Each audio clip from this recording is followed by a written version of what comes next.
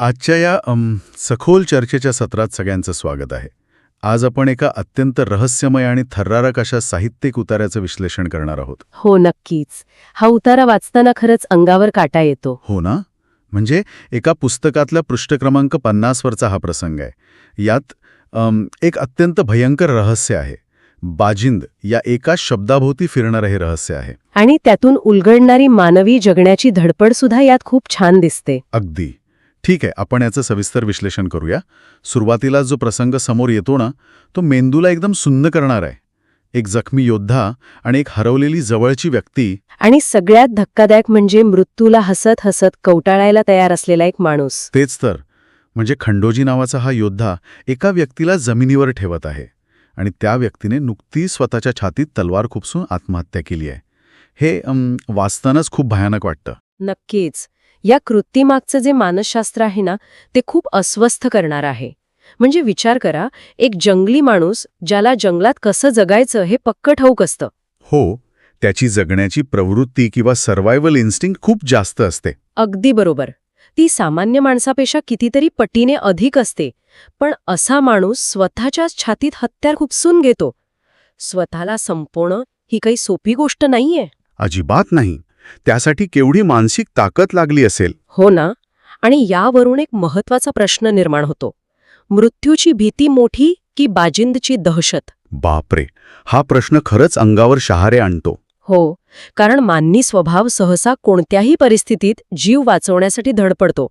पण इथे त्या माणसाला बाजिंद नावाचं रहस्य सांगण्यापेक्षा मरण पत्करणं अधिक सोयीचं वाटलं. मृत्यूच्या वेदनेपेक्षाही ज्या गोष्टीची दहशत जास्त आहे ते बाजिंद नेमकं काय आहे? हाच विचार त्या नायकाला आणि आपल्यालाही हादरवून सोडतो. आणि या प्रसंगात खंडोजीची जी प्रतिक्रिया आहे ना, ती सुद्धा खूप सूचक आहे. म्हणजे तो कसा वागतो त्या क्षणी? तो तिथे घाबरून पळून जात नाही किंवा किंचाळत सुद्धा नाही. समोरच्या व्यक्तीने स्वतःच्या हाताने स्वतःच्या छातीत तलवार खुपसून घेतली आहे आणि रक्त वाहत आहे. भयंकर दृश्य आहे ते एका अर्थी. हो, पण अशा वेळी खंडोजी शांतपणे ती रक्तानं माखलेली तलवार उपसतो आणि ती स्वतःच्या कमरेला लावतो. मग त्या मृतदेहाला खाली ठेवतो. ही एका कसलेल्या योद्ध्याची लक्षणं आहेत. हो ना. तो सावधपणे चौफेर नजर फिरवतोय. त्याच्या मनात हा गोंधळ नक्कीच असेल की हा माणूस ज्याला घाबरून मेला ते बाजिंदा इथून जवळच कुठेतरी दबा धरून बसलेलं तर नसेल. बरोबर. जेव्हा एखादी अत्यंत धक्कादायक घटना घडते ना, तेव्हा सामान्य माणूस भावनांच्या आहारी जातो. पण खंडोजीची पहिली कृती म्हणजे हत्यार स्वतःकडे घेणं, तलवार कमरेला लावणं, हे दर्शवतं की तो पुढील धोक्यासाठी स्वतःला तयार करत आहे. म्हणजे त्याला आजूबाजूच्या धोक्याची तीव्रता समजली आहे. नक्कीच. बाजिंद हे नाव घेताच समोरचा माणूस संपतो. म्हणजे तो धोका केवळ शारीरिक नाही, तो मानसिक पातळीवरही अत्यंत खोलवर रुजलेला आहे. त्याची ती चौफेर नजर फिरवणं ही भीतीतून आलेली कृती नाहीये. मग ती काय आहे? ती परिस्थितीचा अंदाज घेण्यासाठी केलेली एक अत्यंत कॅल्क्युलेटेड म्हणजे मोजून मापून केलेली कृती आहे. त्याला आता स्वतःला वाचवायचं आहे आणि त्याच वेळी या अज्ञाताचा वेधही घ्यायचा आहे. आणि याच वेळी लेखकांनी निसर्गाचा जो वापर केला आहे ना, तो अत्यंत प्रभावी आहे.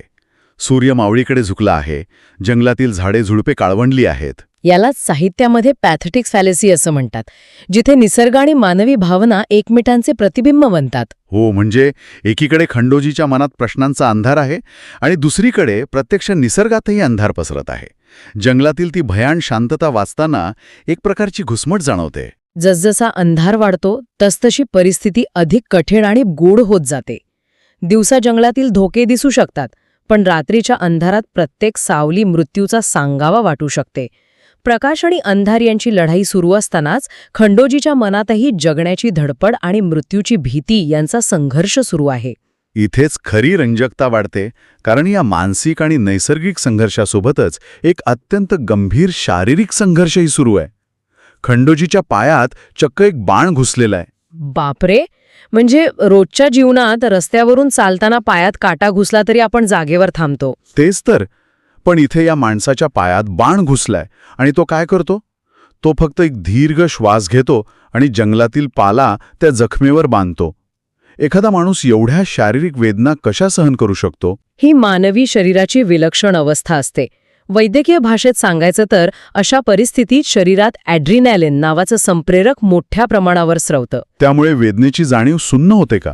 हो, आणि शरीराला लढण्यासाठी किंवा पळून जाण्यासाठी अचानक प्रचंड ऊर्जा मिळते. पण खंडूजी केवळ पळून जाण्याच्या मनस्थितीत नाही.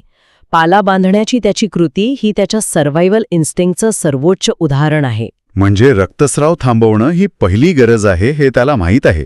अगदी बरोबर. जर रक्त वाहत राहिलं तर तो काही पावलांवरच कोसळेल.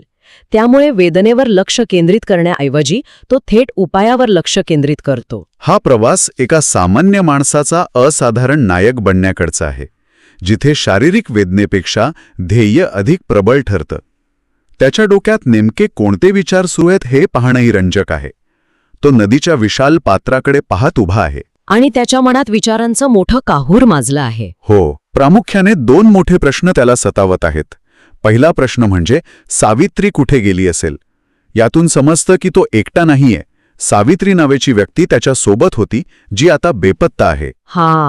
या कथानकाचा खऱ्या अर्थाने भावनिक गाभा आहे. आणि दुसरा प्रश्न म्हणजे हे जंगली लोक जीवाच्या आकांताने का धावत होते.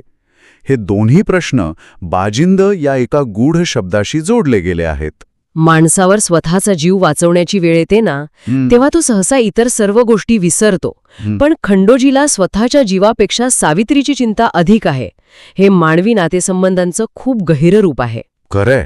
बाजिंतच्या धोक्याने जंगली लोकांना पळवून लावलंय, एकाला आत्महत्या करायला लावलीय, तर सावित्रीचं काय झालं असेल हा विचार त्याला आतून पोखरत असणार. एकीकडे अज्ञाताची भीती आणि दुसरीकडे जवळच्या व्यक्तीला गमावण्याची धास्ती.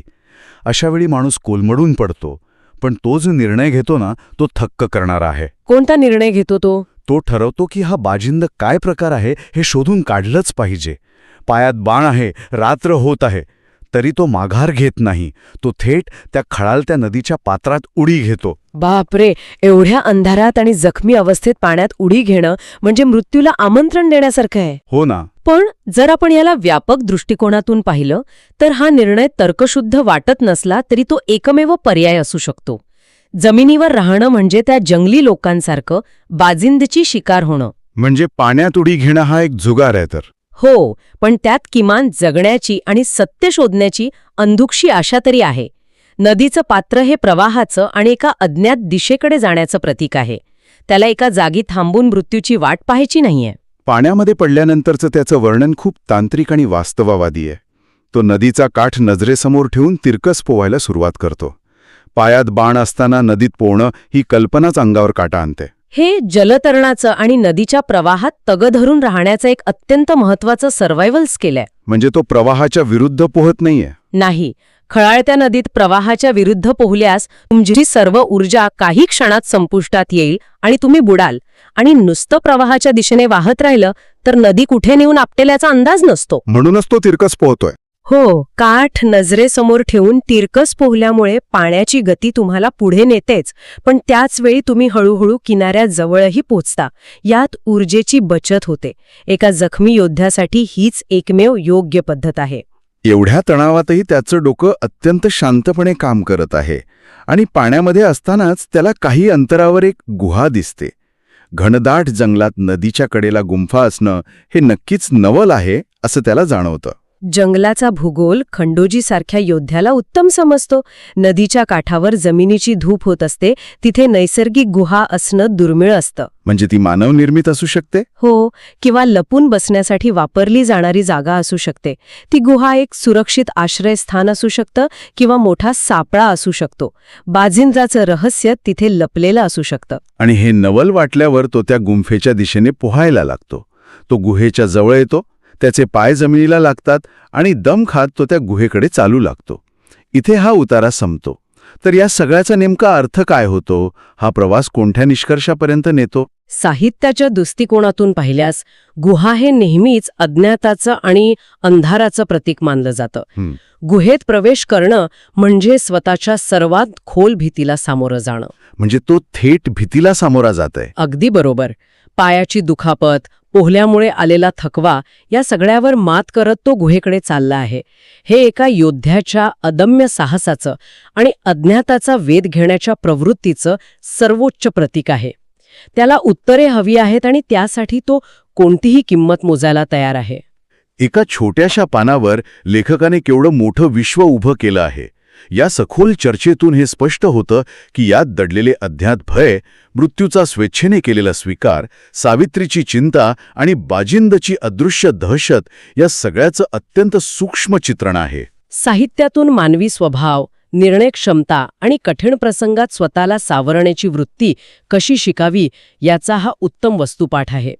खंडोजीच्या या एका प्रवासातून धैर्य आणि प्रतिकूल परिस्थितीतही डोकं शांत कसं ठेवावं याचा धडा मिळतो. हो, आजच्या या चर्चेतून आपण या थरारक उतार्याच्या अगदी मुळापर्यंत गेलो आहोत. हे सगळे समजून घेतल्यानंतर शेवटी एक विचार करण्यासारखा प्रश्न उभा राहतो. जेव्हा एखादं रहस्य उलगडण्यापेक्षा लोक स्वतःच्याच हाताने मृत्यूला कवटाळणं पसंत करतात, तेव्हा खरी भीती त्या अज्ञात गोष्टीची म्हणजे प्रत्यक्ष बाजिंद्याची असते की त्या गोष्टीने माणसांच्या मनात निर्माण केलेल्या त्या भयंकर कल्पनेची असते. खरंच विचार करण्यासारखी गोष्ट आहे. अनेकदा सत्य हे कल्पने इतकं भयानक नसते, पण कल्पनेची दहशत माणसाला आतून पोखरून काढते. अगदी बरोबर. आणि खंडोजी ज्या अंधाऱ्या गुहेत आता प्रवेश करत आहे, ती गुहा या सर्व रहस्याचा अंत असेल की एका नव्या, याहूनही अधिक भयानक प्रवासाची ती केवळ एक सुरुवात असेल, हा प्रश्न मनाला नक्कीच सतावत राहील. आजची ही सखोल चर्चा आपण इथेच थांबूया.